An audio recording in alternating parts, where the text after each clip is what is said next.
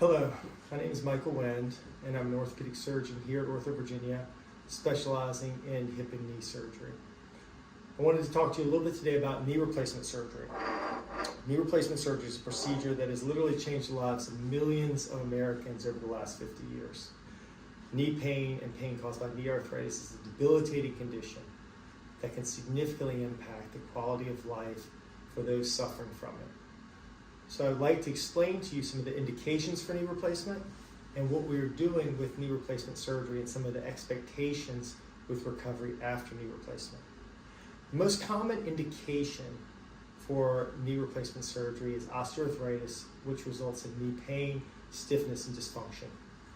Normally, the knee has cushioning cartilage called articular cartilage on the ends of both the femur and the tibia.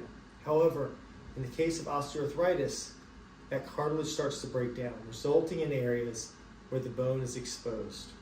This causes significant pain and dysfunction. It causes swelling of the knee, inflammation of the knee, and results in pain and inability to participate in normal activities. Non-operative treatments for this might include steroid injections, anti-inflammatories, and physical therapy. However, when those modalities fail, surgery becomes the option to try to alleviate patients' pain. In knee replacement surgery, we use minimally invasive techniques to essentially resurface the knee. So in this case, you can see on the femoral side here, the femoral component, that small cuts have been made on the bone, allowing for this metal cap to be placed on the femur. A small cut is again made on the tibia, allowing for a metal base plate to be placed.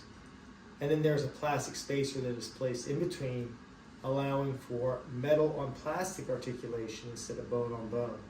The goal of the surgery is less pain and better function for our patients.